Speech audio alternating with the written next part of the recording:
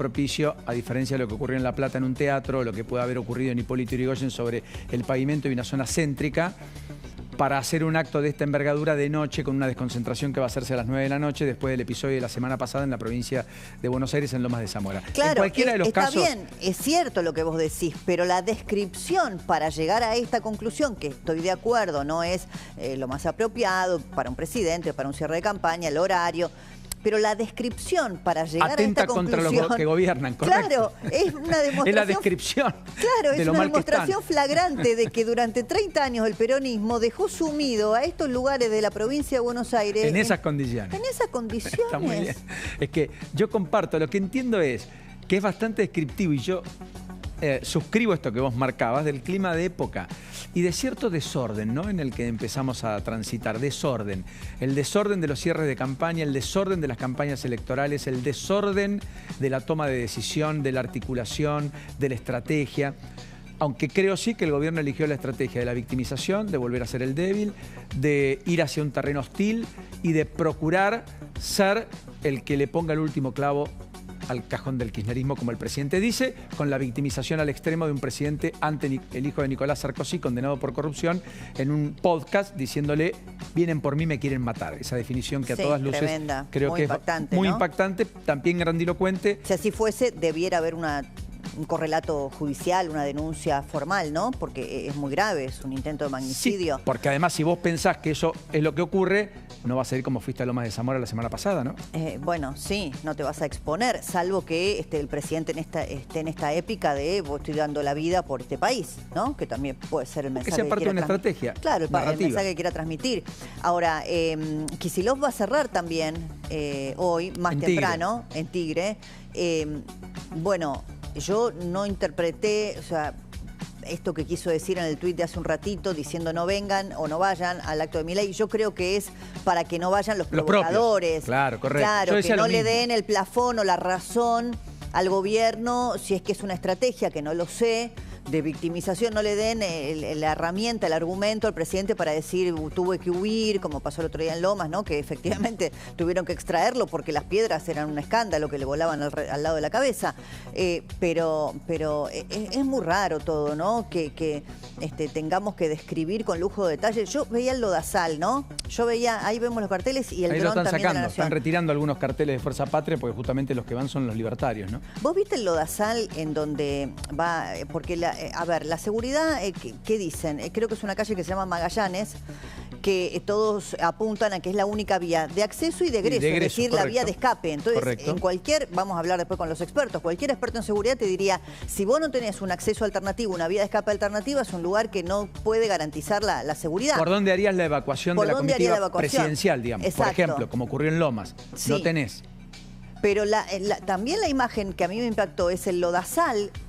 Mirá que ahora salió un poquito el sol, pero igualmente después de 2 o 3 días de lluvia, el lodazal en el que se tienen que mover los militantes que vayan, porque hay, lo mostró Carol hace un ratito, creo que con vos, hay una calle que va a permitir que los funcionarios lleguen asfaltado, como un pequeño tramo donde ellos van a poder llegar por asfalto, digamos, caminando. Pero el público va a tener que llegar en un lodazal. Entonces, esto también marca un poco el signo de los tiempos, ¿no? Los militantes embarrados hasta las rodillas van a tener que llegar para acercarse al escenario, mientras que los funcionarios van a llegar en condiciones más favorables. También marca un poco el clima de época, ¿no? De esa distancia entre los dirigentes y la gente. Mirá qué buen punto traes. Claro, porque Santilli además ya mostró en Twitter que tenía el casco listo, ¿no? Para si tenía que salir en moto, irse en moto. Y luego Santilli. Bueno, Santilli. Yo me río. Diego, un no sé, abrazo. me río, lo dejo ahí, me río. En cualquiera de los ¿Qué querés casos, que te diga? sí, por eso, seamos condescendientes. Vamos a ser buenos. A lo que voy es, uno mira la imagen, ¿no? Y ve a los inversores atentos a la Argentina, este país que está intentando dar un vuelco, etcétera, hacia el mundo civilizado. Y mira toda esta geografía, toda esta escenografía. Ve que se escuchan en los despachos de la Cámara de Diputados, en los despachos de los ministerios, que en la propia Casa Rosada hay espionaje cruzado, que estamos en medio de una batalla campal de un internismo creciente de los servicios de inteligencia, que el gobierno no puede administrar, no puede controlar, etcétera. ¿Es inocuo? ¿O es parte del riesgo país a 900 puntos No, básicos? yo estoy de acuerdo que es parte del riesgo país en 900 puntos, por supuesto, pero también al mismo tiempo la contracara de eso que decís, la contracara perfecta de eso que decís, es un poco el argumento del gobierno. Ahí le voy a dar la derecha a Milei, que el riesgo de que esto, en lo que han convertido la provincia de Buenos Aires, después de más de 30 años de gobiernos peronistas, esto que vemos, que es el contexto, ¿no?, de el país empobrecido, también forma parte de aquello, ¿no? Ojo, porque si ganan los mismos o si quedan competitivos electoralmente para volver a ese pasado que nos está mostrando el dron y las imágenes y los móviles y todo este espanto que es el lodazal en el que se va a hacer un acto que es prácticamente toda la provincia tiene estas características. No es que justo Milei eligió el peor lugar que podría haber elegido, no. Entonces, también ahí le doy la derecha al gobierno. Ojo, porque esto que nos muestra el conurbano y la posibilidad, porque hoy yo no sé si eso está operado, como suele ocurrir muchas veces con los encuestadores, ¿no?, para posicionar, fidelizar votantes para Milei diciendo que van perdiendo, no sé. Pero en cualquier caso, si el peronismo sigue competitivo, si gana la elección en la provincia de Buenos Aires, y ese es el pasado que nos viene otra vez al presente, y bueno, eso también forma parte, ¿no?, del riesgo país, de esos inversores que miran, no solamente miran lo que el gobierno actual hace, también miran lo que los que pueden volver en 5 minutos hicieron. Sí, ¿qué alternativa le propusieron a la sociedad frente a ese peronismo que llevó a esa situación? También me lo preguntaría, ¿no? Porque si no, sería todo bastante lineal y yo creo que hay algunas explicaciones. Si no, busquemos la lista de La Libertad Avanza a concejales en Moreno. Busquemos la lista en la sección electoral, quienes la interpretan. Busquemos alguna narrativa por fuera del peronismo, porque acá me parece que la sociedad dio vuelta a la página. Fue muy concluyente, Débora, fue hacia un proyecto político casi inorgánico, casi individual, de una persona como Milei al que el sistema lo quería eyectar y contra todo se impuso porque la sociedad dijo, no me importa, yo hay algo que no quiero más. Y fue hacia allí. Algo ha pasado para también empezar a interpelar a ese propio votante que eligió esa alternativa y que tal vez no acompañe con la misma fuerza que antes. Y yo creo que hay errores no forzados, hay por cuenta y orden del propio gobierno cuestiones a revisar para ser también más empático y para traccionar y aumentar el caudal y no para reducirlo. Sí, puede ser, pero en esta ciclotimia social que puede estar fundada en datos objetivos y reales que vos recién marcabas, ¿no? La confección de las listas, de quién se ha rodeado el presidente, pero en cualquier caso esa ciclotimia social que hace 1 año y medio dijo contundentemente con lo que nos trajo hasta acá no queremos saber más nada. Y que ahora aparece, bueno, vamos a ver qué pasa el domingo cuando se abren las urnas, vamos a ver después del turno de octubre, pero es muy triste porque también pasó con el proyecto de Mauricio Macri, que no era outsider, que no tenía que ver con esto que vos decís de, bueno, un presidente que llega así como inorgánico, solo. Sin embargo, la economía primó y la gente cuando vio que bueno, no había mejorado su situación, la institucionalidad no le importó, los valores tampoco, los republicanos menos, y volvimos al kirchnerismo, sí. Volvimos a Cristina. Cristina en la boleta estaba. Cristina. Yo creo que por eso hoy estuvo Zamora aquí con nosotros, ayer estuvo Pasaglia, estuvo Félix Lonigro de Potencia la semana anterior a propósito de la primera sección electoral y los que encabezan las listas, más allá de Valenzuela. Son 9 las opciones electorales en la provincia de Buenos Aires.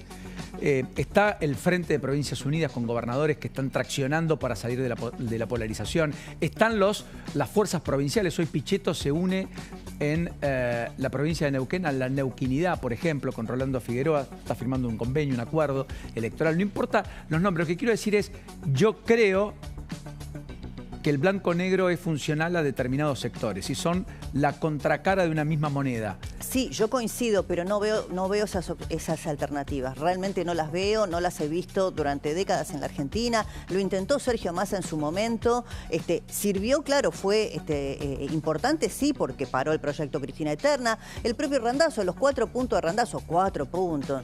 Pero bueno, sí, sirvieron para que Cristina tuviera una derrota contundente en la provincia de Buenos Aires, que marcó un poco el declive político de Cristina Kirchner, pero de ninguna manera me parece que son hoy alternativas de poder. No digo que no puedan tener algún rédito electoral, pero alternativa de poder no hay otra, Paulino, no existen las que, perdón, con todo respeto los que me mencionaste, con todo respeto, no existen como alternativa de poder. Yo creo porque que de eso se trata, de disputar poder, correcto. sino de qué el poder hablamos. es indivisible, se ejerce, se ocupa, se tiene o no se tiene. La licuación de poder del peronismo trajo a Milei.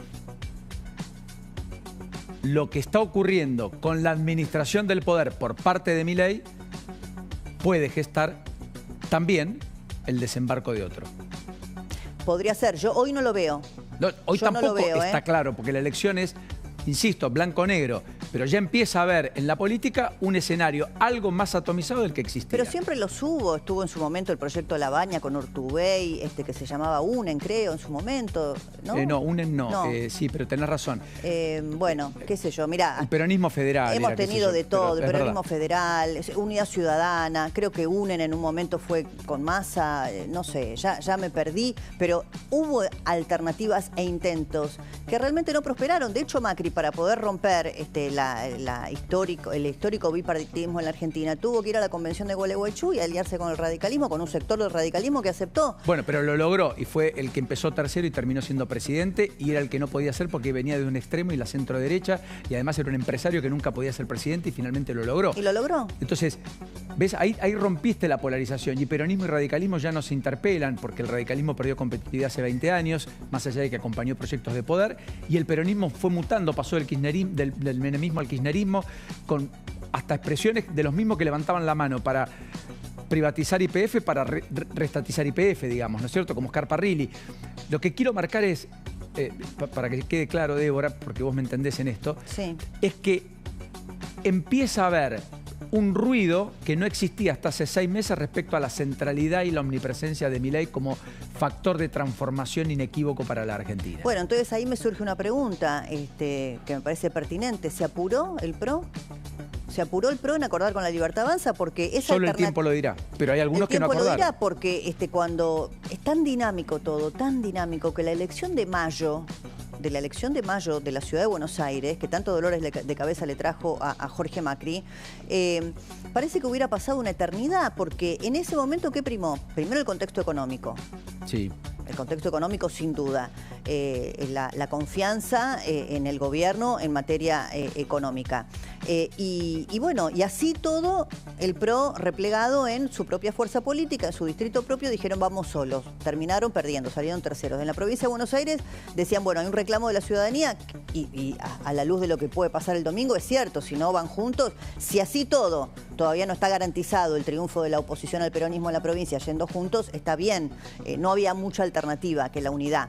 Pero si realmente Milei va perdiendo esa centralidad a la que vos haces referencia, y bueno, en este péndulo loco en el que se convierte la Argentina, que votó a Cristina con el 54% de los votos, que después trajo a Milei, está bien, una estructura de balotaje, me vas a decir, y con razón, en realidad sacó 30, bueno.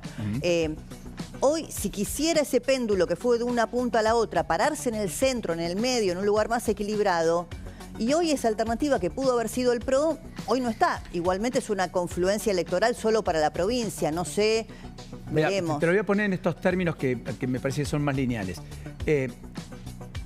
Macri llega desde el 25% de la primera vuelta, o sea, 25 del la PASO, la primera vuelta fueron 32 puntos, o sea, desde el 30 más menos. Milei llega desde el 30 de la PASO y la general, ¿correcto? Sí. Y el kirchnerismo es un 30 en el mejor de los casos, ya creo que hoy es menos competitivo, pero no es más. Con lo cual es un escenario de tercios. El problema es, a mi gusto y a mi entender, es quién le pone el plus a ese 30. ¿Cómo vos llegás a construir la mayoría? En la elección de la provincia de Buenos Aires, solo como ejercicio mental, muchos se preguntaban hoy si el PRO hubiera ido con el radicalismo, si los 13 intendentes hubieran confluido en una opción electoral con el radicalismo y con los vecinalistas, incluidos Zamora, Brito en Chivilcoy y otros. Arrasaba el peronismo. Y sí. O en Porque, y bueno, ¿Y cómo hubiera salido el gobierno? ¿Segundo o tercero? bueno, en cualquier caso era un desastre para el gobierno. para la gobernabilidad, para el futuro, para un gobierno que tiene vocación de reelegir, porque la Constitución manda 2 mandatos. Y el gobierno depende de una elección en la provincia de Buenos Aires, mientras que en el resto del país fue perdidoso hasta acá de manera consecuente, salvo Chaco. Bueno, es que la provincia de Buenos Aires tiene una demografía electoral del 40%, corregime vos, son los distritos más importantes. 36, 38, correcto. Bueno, casi 40, provincia de Buenos Aires, podemos decir Santa Fe, Córdoba, Cava, pero no es menor, y además porque es la capital nacional del peronismo. Entonces vos, para saber si el peronismo tiene sobrevida, tenés que ver cómo le va en la provincia de Buenos Aires. Por eso me parece que es importante. Yo acá creo que no había mucha opción que la confluencia electoral entre todas las fuerzas opositoras al peronismo. Pero lo que Milei fue presidente sin ganar la provincia, ¿no? Claro. Uno de los 4 distritos donde perdió Milei. Sí, una rareza también. Macri fue presidente sin ganar la provincia de Buenos Aires, ganando 8 provincias, perdiendo en 16 en 2015 por más de 735.000 votos. Macri ganó con Vidal, ¿no? Sí, Vidal es gobernadora, pero Macri individualmente no le gana en el balotaje a Scioli en la provincia de Buenos Aires. Pierde y gana Córdoba, gana por 900.000 votos. Y eso explican los 735.000 a nivel país 2015, por los cuales Macri es presidente. Entiendo que era así, es cierto, si la memoria no me Córdoba, no cabe duda que Córdoba lo hizo presidente a Macri, si lo ves en la matemática electoral. Con lo cual, digamos, yo creo que Milei no depende del resultado en la provincia de Buenos Aires, sí depende mucho más de octubre, pero además por la lógica en la que entró el gobierno del juego de expectativas. Porque todo parece no tan suficientemente confortable, ni fuerte, ni sólido, que al final del camino, si el resultado electoral no es aplastante, la situación de expectativas no es la mejor. Sí, ahora, también dependés no solamente de la demanda, sino de la oferta, ¿no? En materia política, porque siempre, muy bien. La verdad, tampoco hay dirigentes que estén dispuestos a dar una oferta electoral alternativa contundente. Yo me acordaba de la elección que hizo presidenta Néstor Kirchner, con el 22% de los votos, y vos veías esa atomización que casi se convirtió en una interna del peronismo abierta a toda la ciudadanía. Porque ¿cuántos tenías? Tenías a Kirchner, tenías a... Menem con 24, Kirchner con 22, 8 para Rodríguez A, Alberto 3 del Rodríguez peronismo, A. sí. 3 del peronismo mínimo, 16 de López Murphy. 16 de Ricardo López Murphy. Y me está faltando Qué memorioso. alguna. Bueno, ahí tenías una interna de 3 del peronismo, presentados como candidatos presidenciales, y López Murphy por afuera, y me falta alguien más. Sí. Pero bueno, ya nos vamos a acordar. Entonces, también es un tema de oferta. Bueno, que haya alguien dispuesto en la Argentina a presentar una alternativa electoral competitiva que hoy no aparece, porque hoy todo es muy chiquito, muy mezquino de la política, ¿no? Dame un pedacito, pero no hay mucho más que eso. Sí, traduce un poco el espíritu en el que estamos cobijándonos en la Argentina últimamente, ¿no? El individualismo exacerbado. No digo últimamente porque no quiero, digamos, asociarlo a un fenómeno político ni mucho menos. Quiero decir desde hace ya mucho tiempo, ¿no? Es esto de Cristina con el dedo eligiendo a su sucesor, es esto de el nepotismo explícito de los que eligen a los hermanos, a los primos, a los hijos, a los padres, porque solo la continuidad la garantiza la sangre, el apellido, etcétera. Todas esas cosas que no hace a las buenas prácticas, a ese republicanismo del cual siempre hablamos, a esa alternancia indispensable para en democracia mejorar prácticas, actitudes, para que todo sea un servicio público el que se dé cuando se llega a esos lugares y no se apropien quienes llegan a esos lugares para después hacer de eso su casa, su modo de vida y una prolongación de su propio patrimonio. Ojalá vayamos a ese escenario, sueño con ello, creo que vos también, sería más sano y sería mucho mejor. Totalmente. Bueno, Paulino, súper interesante la charla, nos vamos a ir enseguida ya a placer, Moreno, Débora, la expectativa siempre va creciendo como consecuencia del horario, ¿no? Ya son más de las 3 de la tarde, 3:22, si no me equivoco, a las 5 es la convocatoria, aunque el presidente se dice va a hablar después de las 19, vamos a ver cómo se desarrolla todo. Gracias, Paulino. Un enorme abrazo, Débora, gran tarde por delante. Igualmente, lo mejor siempre. Igualmente. Bienvenidos a todos, tenemos una tarde realmente con mucha información, mucho de lo que está pasando en vivo ahora con los móviles, estamos cubriéndolo por supuesto con todo el despliegue informativo de La Nación Más, con el dron, tratando de comprender un poquito dónde está sucediendo este operativo de seguridad para, por supuesto, garantizar nada menos que la seguridad pública del presidente de la República.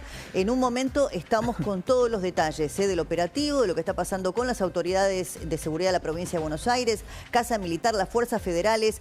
Bueno, por eso, si les parece, empiezo por Jenny, porque tenés mucha información respecto de esto. Jenny, ¿cómo estás? Débora, muy buenas tardes. Y como vos bien señalabas, en principio vamos a analizar también el documento que a Javier Alonso directamente le mandó al gobierno, ¿para qué? Para informarle que no podía garantizarle la seguridad al presidente. Y como vos bien decías, vamos a detallar la cantidad de efectivos federales que van a estar hoy, sumado obviamente a Casa Militar y por sobre todo a lo que es el escudo del presidente que tiene que ver con la seguridad presidencial. Detalles de cómo se va a llevar a cabo esta situación y de lo que se espera no termine